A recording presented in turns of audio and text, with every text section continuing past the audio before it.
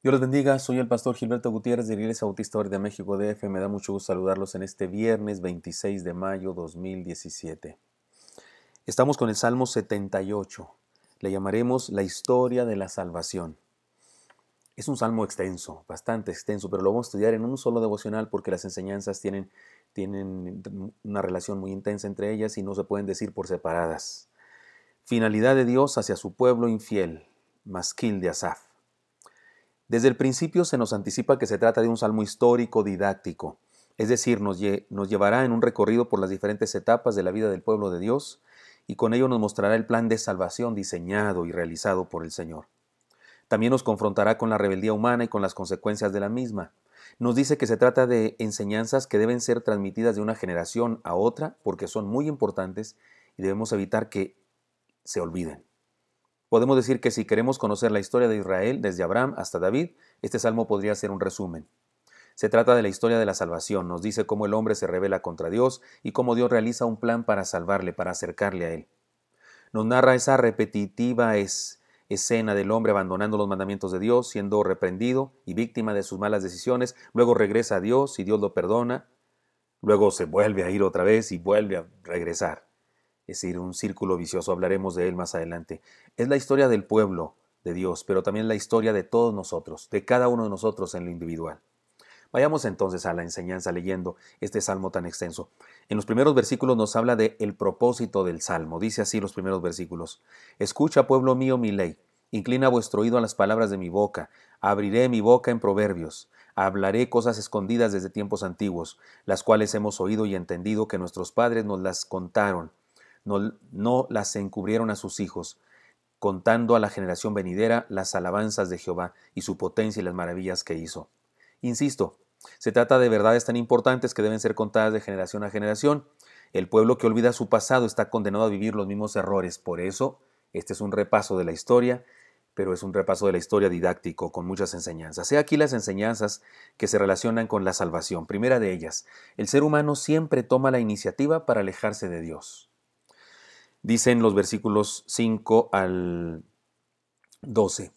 Él estableció testimonio en Jacob y puso ley en Israel, la cual mandó a nuestros padres que la notificasen a sus hijos, para que lo sepan la generación venidera y los hijos que nacerán, y los que se levantarán lo cuenten a sus hijos, a fin de que pongan en Dios su confianza, y no se olviden de las obras de Dios, que guarden sus mandamientos, y no sean como sus padres, generación contumaz y rebelde, generación que no dispuso su corazón ni fue fiel para con Dios su espíritu.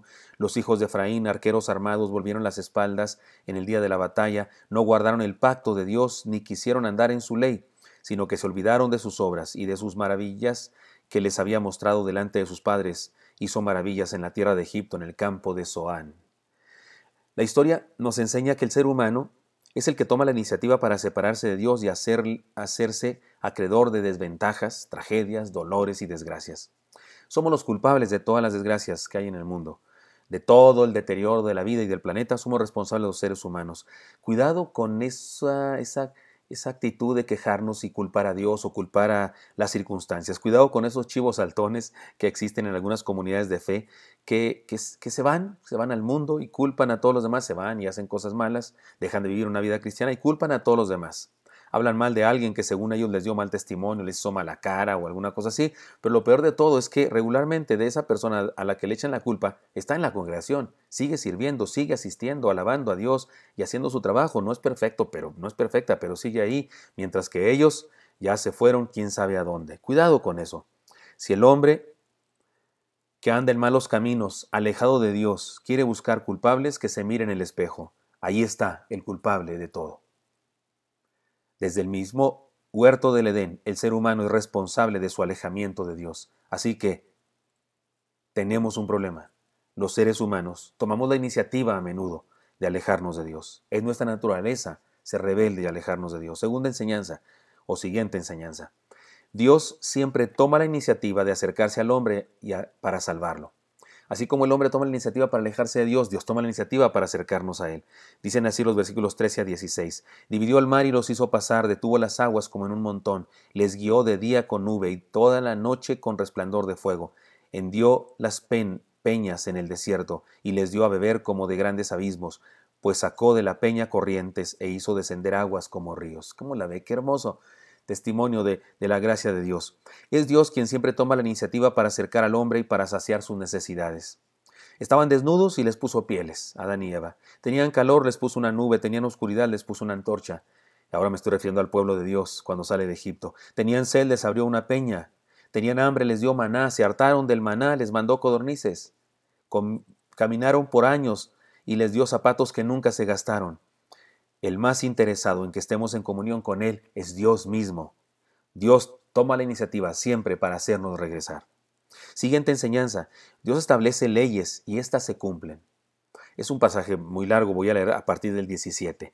Pero aún volvieron a pecar contra Él, resbalándose contra el Altísimo en el desierto, pues tentaron a Dios en su corazón, pidiendo comida a su gusto, y hablaron contra Dios, diciendo: ¿Podrá poner mes en el desierto? He aquí ha herido la peña y brotaron aguas y torrentes inundaron la tierra. ¿Podrá dar también pan?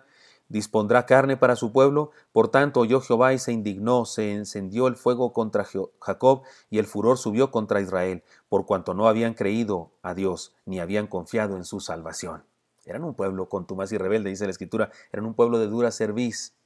Él dijo: si me son fieles los bendeciré, les daré buenas cosechas, acabaré con las plagas, destruiré a sus enemigos, pero si me abandonan y se van tras otros dioses, los dejaré que ellos les ayuden, lo cual significa que les irá muy mal porque esos dioses no existen. Sus promesas, las promesas de Dios, tienen condiciones que deben cumplirse.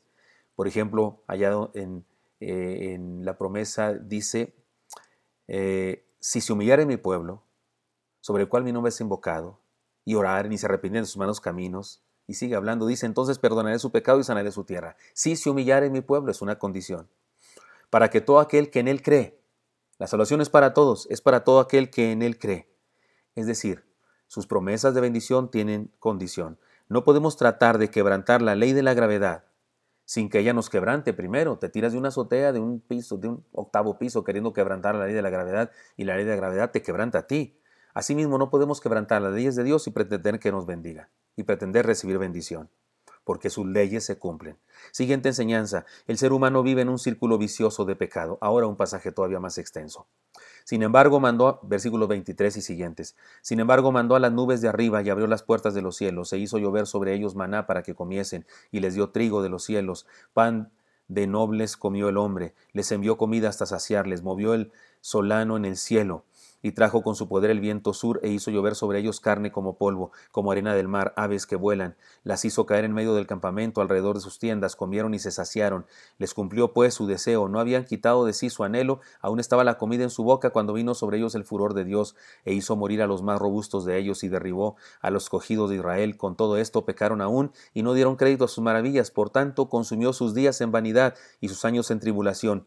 Si los hacía morir, entonces buscaban a Dios, entonces se volvían solícitos en busca suya, y se acordaban de que Dios era su refugio y el Dios Altísimo su Redentor. Pero le lisonjeaban con su boca, y con su lengua le mentían, porque sus corazones no eran rectos con él, ni estuvieron firmes en su pacto. Pero él, misericordioso, perdonaba la maldad y no los destruía, y apartó muchas veces su ira, y no despertó todo su enojo. Se acordó que eran carne, soplo que va y no vuelve. ¿Cuántas veces se rebelaron contra él en el desierto? Lo enojaron en el yermo. Volvían y tentaban a Dios y provocaban al Santo de Israel. No se acordaban de su mano, de día que los redimió de las angustias, cuando puso en Egipto sus señales y sus maravillas en el campo de Zoán. Y volvió sus ríos en sangre y sus corrientes para que no bebiesen. Envió entre ellos enjambres de moscas que los devoraban y ranas que los destruían.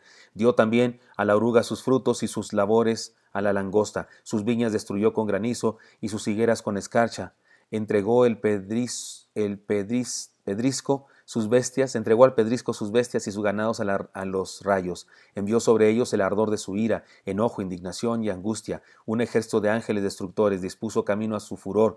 No eximió la vida de ellos de la muerte, sino que entregó su vida a la mortandad. Hizo morir a todo primogénito en Egipto, las primicias de su fuerza en las tiendas de Cam. Hizo salir a su pueblo como ovejas, y los llevó por el desierto como rebaños. Los guió con seguridad de modo que no tuviesen temor, y el mar cubrió a sus enemigos. Los trajo después a las fronteras de su tierra santa, a este monte que ganó su mano derecha. Echó las naciones de delante de ellos, con cuerdas repartió sus tierras en heredad, e hizo habitar en su morada de las tribus de Israel.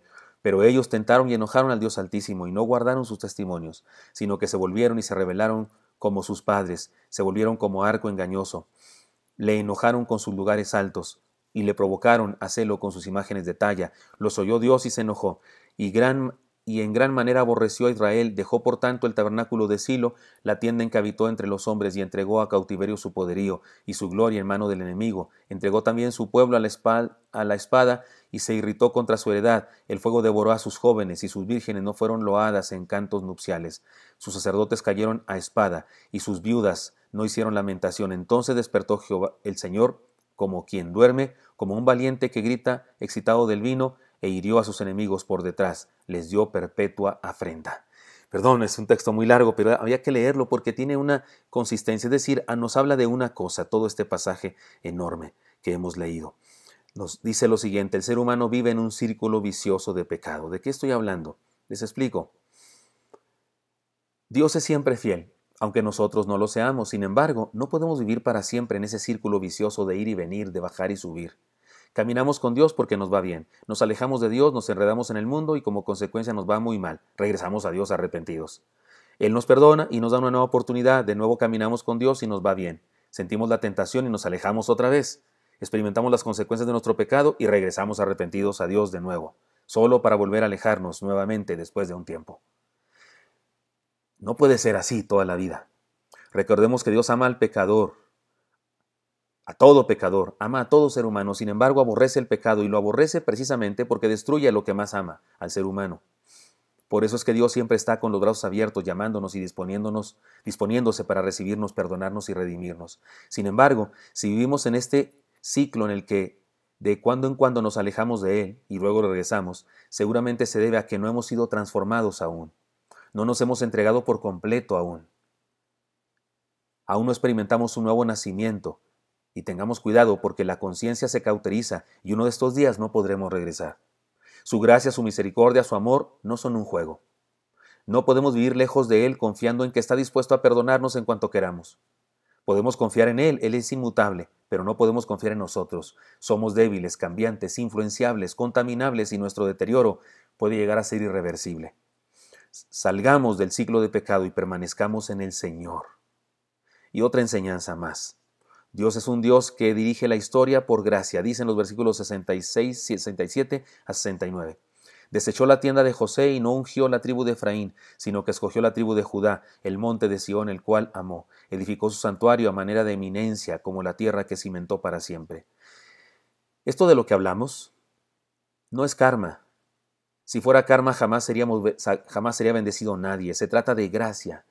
Dios no nos bendice porque nos portamos bien, más bien nos portamos bien porque nos bendice. Él es soberano y escoge a quien quiere. Dios no escogió la tribu más famosa por su espiritualidad, la tribu de José, para sacar de ahí un rey. No escogió la tribu más poderosa, la de Efraín, para sacar de ahí un rey. Ni escogió a la tribu que estaba en el poder, la del rey Saúl, la tribu de Benjamín. Escogió a quien él quiso por su pura gracia, la tribu de Judá. Escogió a David de esa tribu.